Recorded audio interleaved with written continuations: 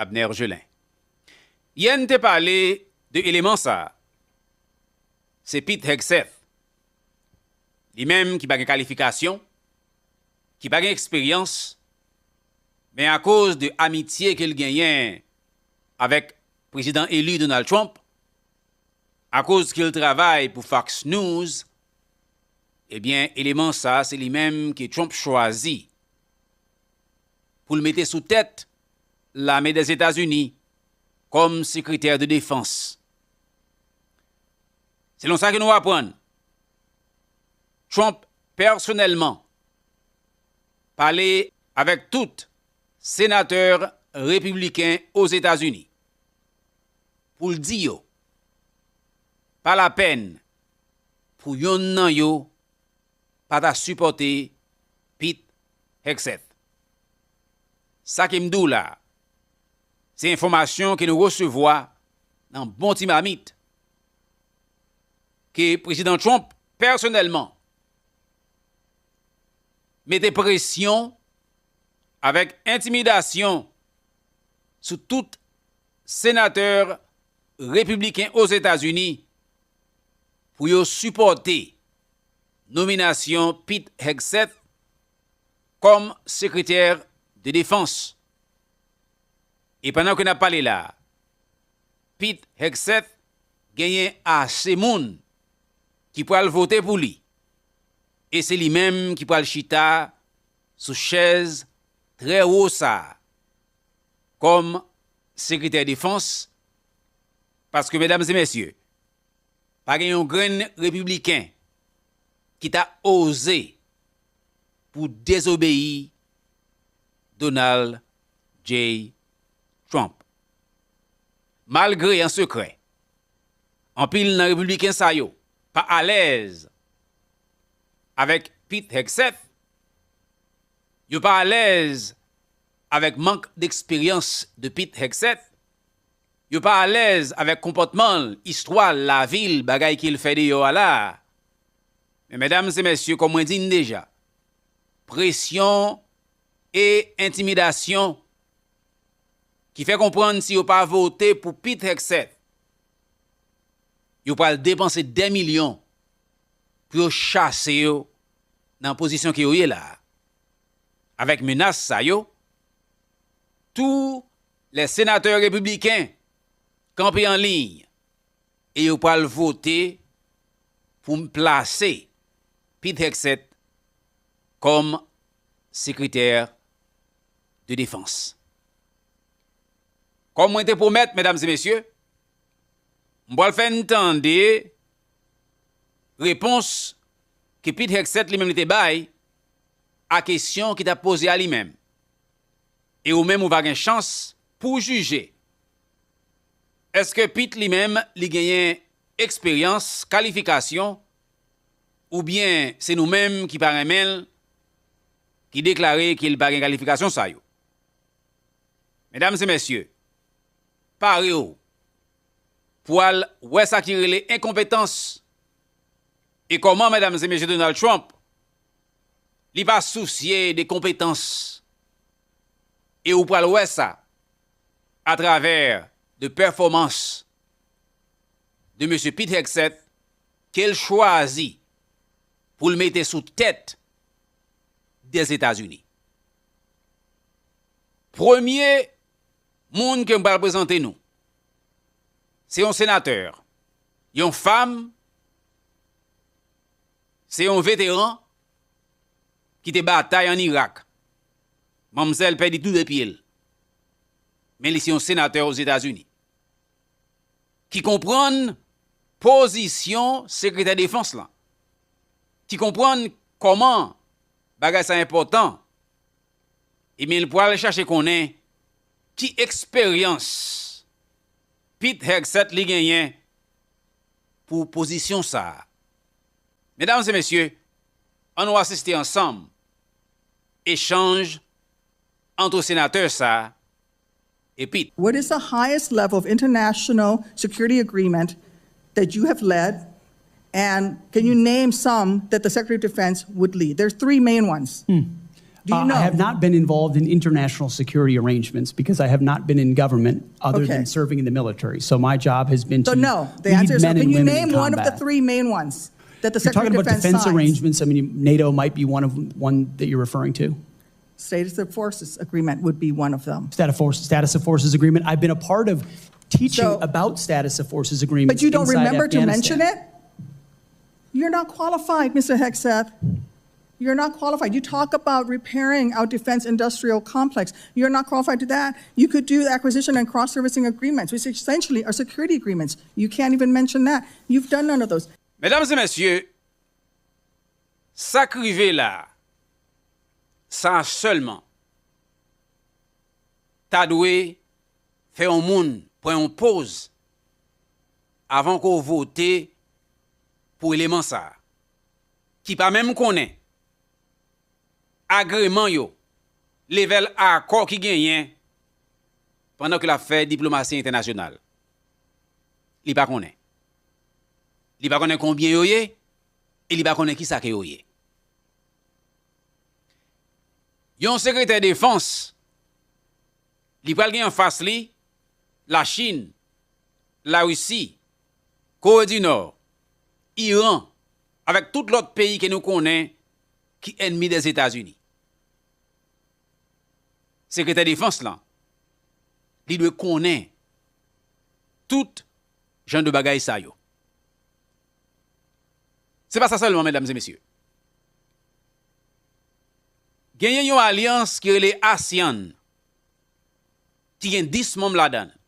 En Asie, pays ça met tête ensemble, ils ont une alliance sur économie et militaire, avec un pile l'autre bagaille. C'est une alliance qui là pour contrecarrer l'influence de la Chine dans l'Indo-Pacifique là. Bagaille ça li important pour que yon secrétaire défense connaît tout pays qui fait partie de l'alliance ça, qui est important et qui rôle yo. Mesdames et messieurs, nous pourrons attendre, est-ce que Pete Hegseth li connaît rien de l'alliance ça? En nos côtés.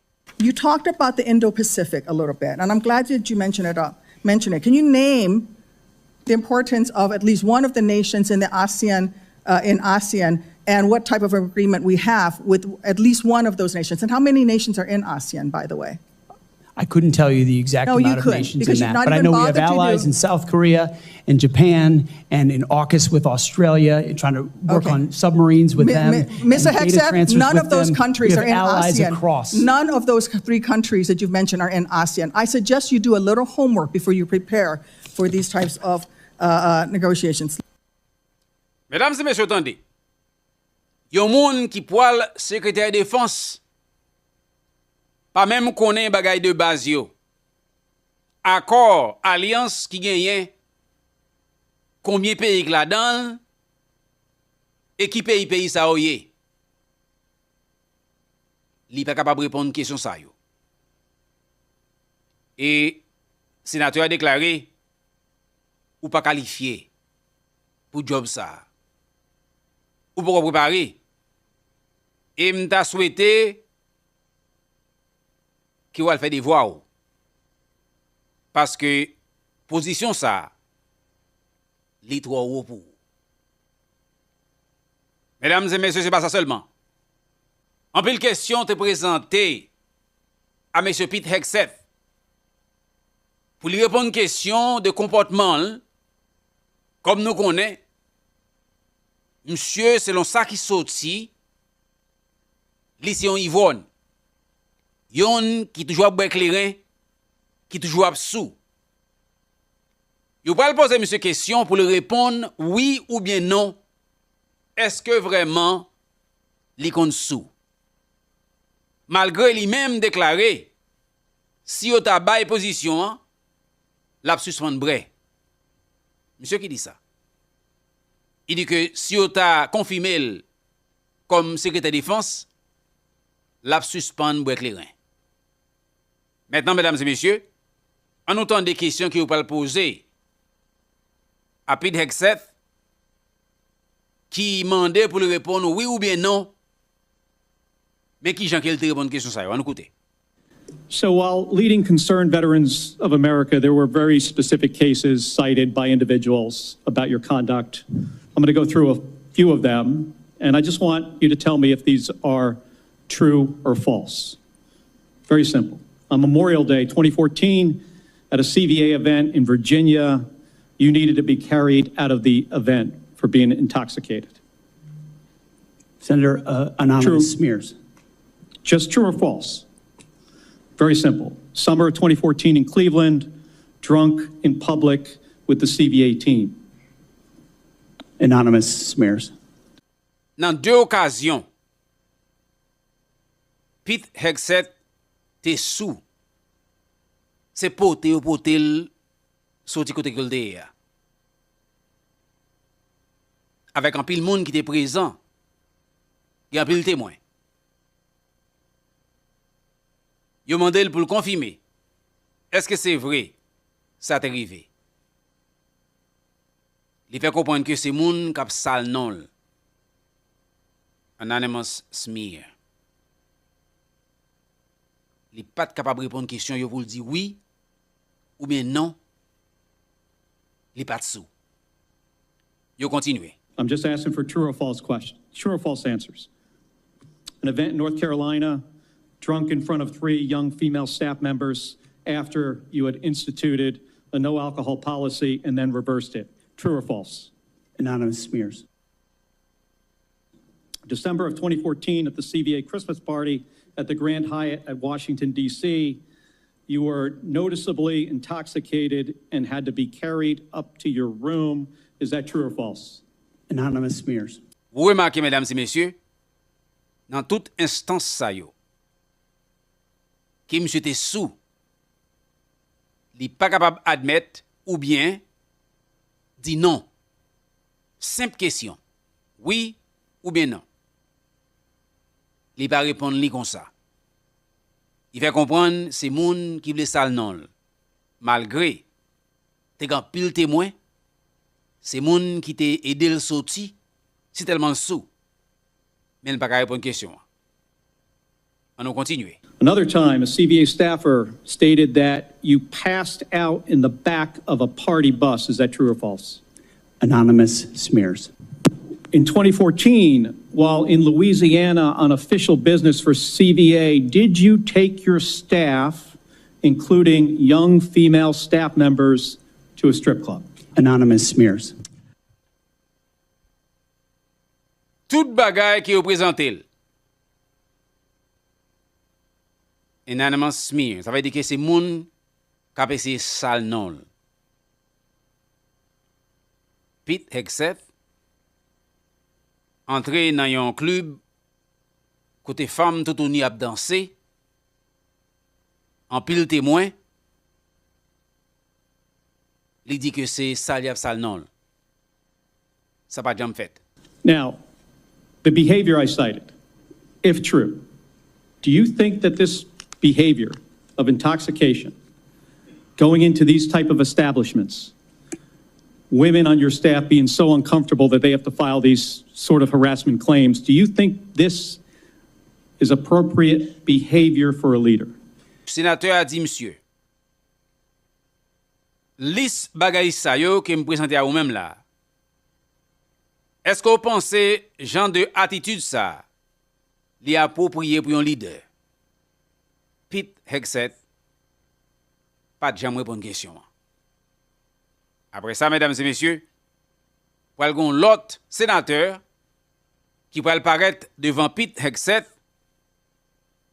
avec même genre de questions ça yo.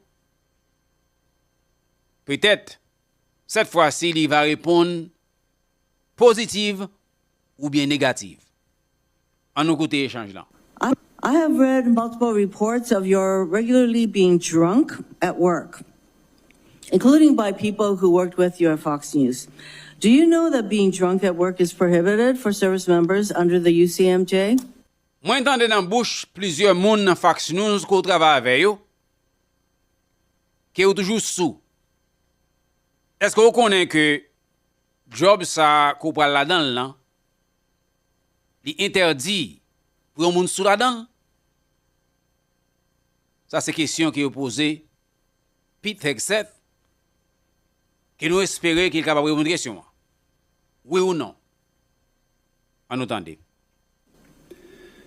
Senator, those Yes are or no? multiple false anonymous reports peddled by NBC Do you News know that run drinking directly on the job contradictory to is the dozens of men and women not at Fox News contemplated Channel I'm who not I work hearing- with I'm who not came hearing on the the answer to my record question. and said they've In your never opening seen statement, that. Mr. Hegseth, you commit to holding leaders accountable at all levels. That includes you, of course. And frankly, as secretary, you will be on the job 24/7. You recently promised some of my Republican colleagues that you stopped drinking and won't drink if confirmed, correct? Absolutely. OK. So, monsieur pas capable de répondre, est-ce qu'il vrai, est-ce qu'il sous? Mais il promet, les républicains, si ils confirment, la suspendre vrai. Nous avons conflit? Nous avons conflit? On va continuer.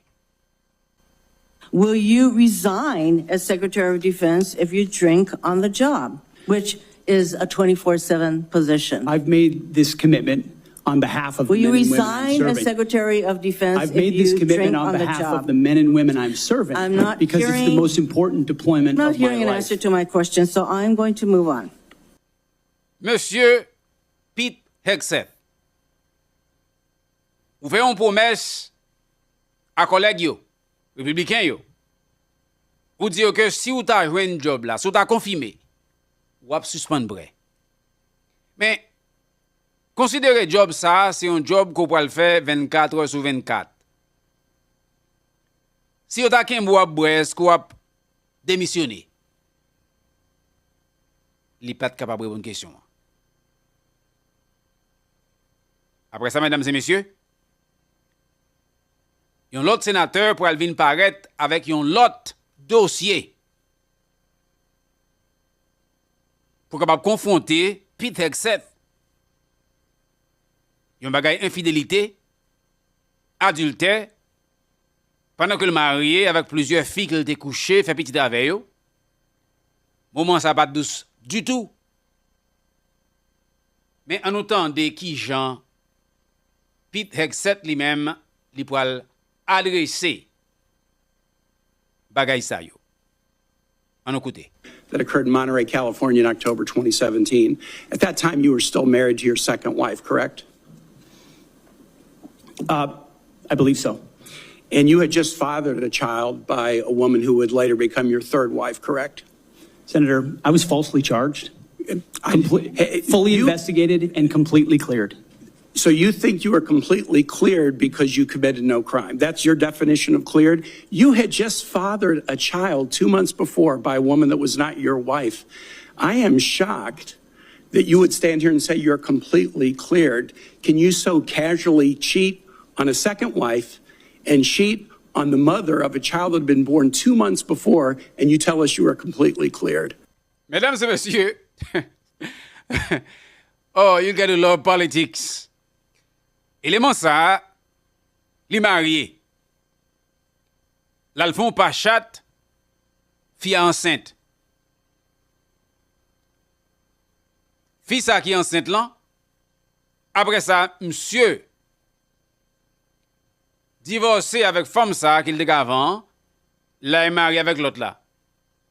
Mais monsieur Chita là, il n'est pas capable de répondre à une question. Est-ce que c'est vrai? Il était fait bagaille ça vraiment vrai. On nous continue. How was Senator, that a complete clear? Senator, her child's name is Gwendolyn Hope Hegseth, and she's a child of God, and she's 7 years old. And she I'm was, glad and she's here. you cheated on the mother of that child less than 2 months after that daughter was born, didn't you? Those were false charges. Well, It no, was fully investigated, and I was completely cleared. And I am so You've grateful you've for the marriage admitted- I have to this No, amazing you've woman behind me. you've admitted that you had sex at that hotel in October 2017. You said it was consensual, isn't that correct? Anything You've admitted that it was consensual, and you were still married, and you just had a child by another woman. Again, How do you explain your completely judgment? false charges against me. You, Mesdames et messieurs, comment ça fait faux lorsque ou même avec pour bouche pas ou confesser ou fait ou dit comme ça que ça que t'es fait là son bagage qui était constant que le c'est bon bagage côté ou pas fait cas déjà sur monde nan. C'est d'accord, t'es d'accord. Il marié, il fait petit avec une autre femme dehors, l'heure fini. Là dans hôtel avec une autre, yo kembel. Et il déclarait que tout bagaille ça c'est mensonge qui a fait sous lui. Vous attendez, mesdames et messieurs, nous pouvons finir, vous attendez. you, Fully investigated, and I was you- completely clear. You have admitted that you had sex while you were married to wife 2 after you just had fathered a child by wife 3. You've admitted that. Now, if it had been a sexual assault, that would be disqualifying to be Secretary of Defense, wouldn't it? It was a false claim then and a false claim now. If it had been a sexual assault, that would be disqualifying to be Secretary of Defense, wouldn't it? Mesdames et messieurs, bon, expliquez-nous ce qui a passé là. Moun sa que monsieur t'a couché avec dans hôtel là. Moun sa te mené Pete Hegseth devant la justice. Il fait connaître que c'est forcé. Pete te forcé. En un sens, nous sommes capables de le cas de Jacques. Donc, ça qui vient arriver qu'on y a là, yo vin faire un petit bagay, yo paye cob, yo couvrir ça là. Mais pendant le jugement, Pete Hegseth déclaré. C'est pas cas de Jacques, il devait souffrir, mais c'est un bagay yo tout de d'accord. Alors c'est même bagay ça qu'il a dit qu'il va qu'on a un délire.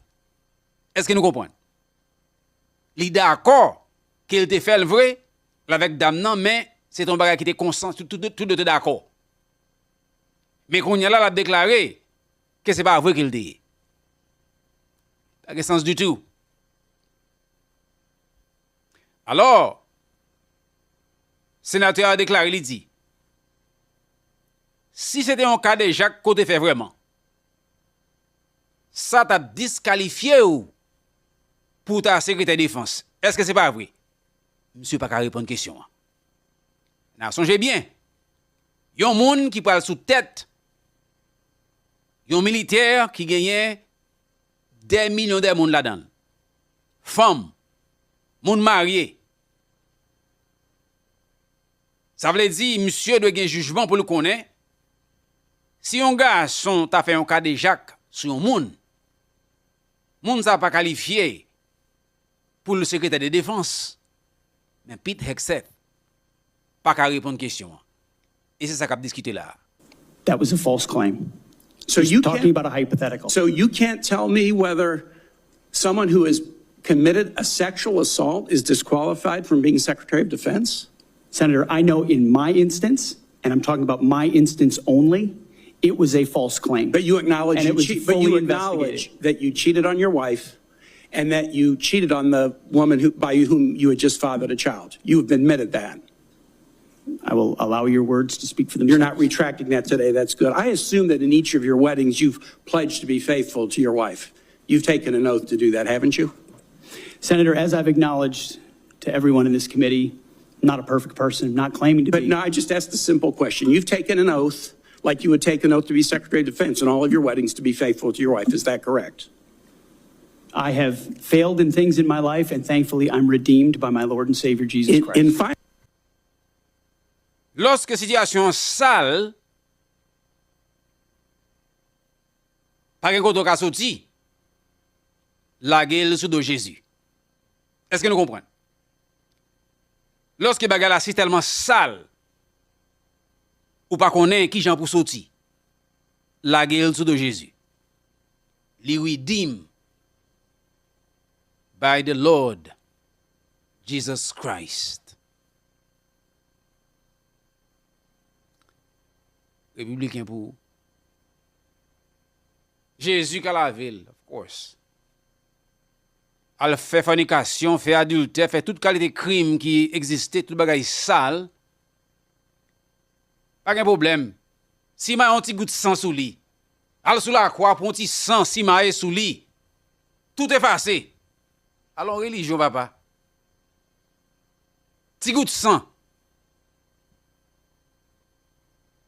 Fait tout crime. Un petit goût de sang. T'es un gros pasteur aux États-Unis. Yo kembel nan adultère. Avec fidèle l'église là. Sang de Jésus l'avait ça. T'es un lot. Yo joindre avec un homosexuel. Sang de Jésus l'avait ça. Toute bagaille. Sans Jésus l'avait ça. On va continuer. Secretary of Defense in all of your weddings to be faithful to your wife. Is that correct? I have failed in things in my life, and thankfully I'm redeemed by my Lord and Savior Jesus Christ. In finalizing divorces from your first and second wives, were there non-disclosure agreements in connection with those divorces? Senator, not that I'm aware of. If there were, would you agree to release those first and second wives from any confidentiality agreement? Senator, it's not something I'm aware of.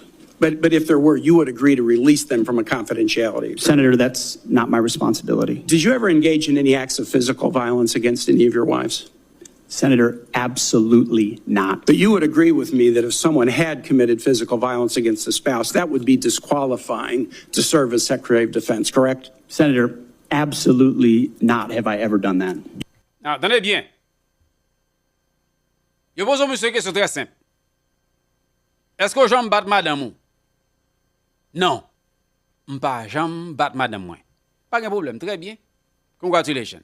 Now, ou ka d'accord avec tout, si on moun ta battre madame ni, li pas qualifié pour ta secrétaire défense.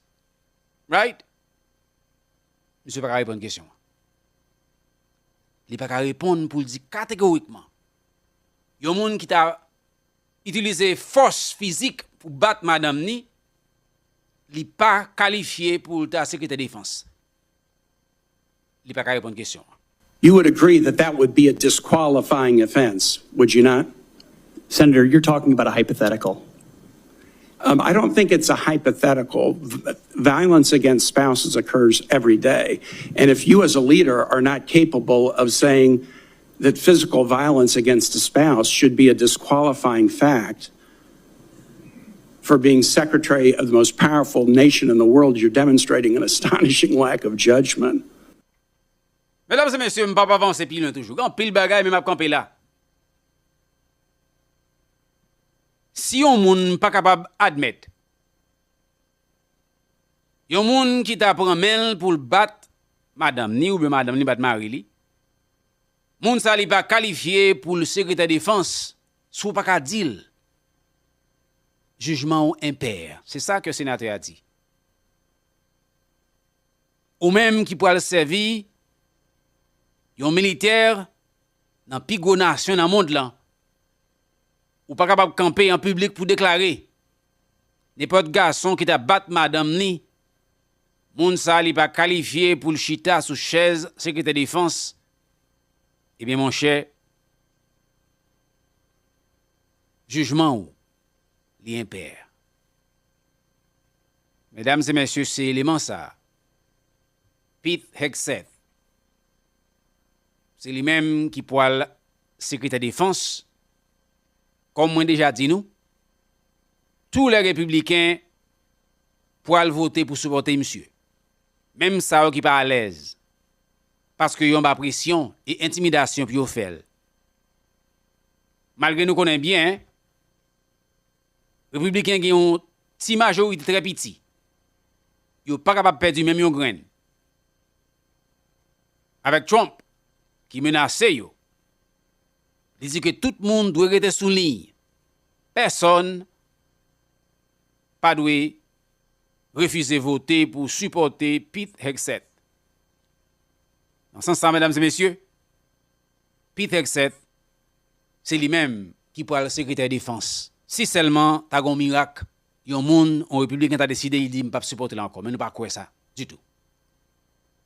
Donc, nous pouvons gagner Pete Hegseth, yon,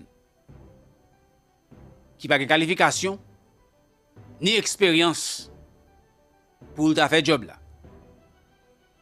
Mais, républicain aux États-Unis pas gagné ni colonne vertébrale. Vous avez dit Trump choisit un autre monde qui est qualifié parce que l'élément ça n'est pas qualifié. Ça, il était dans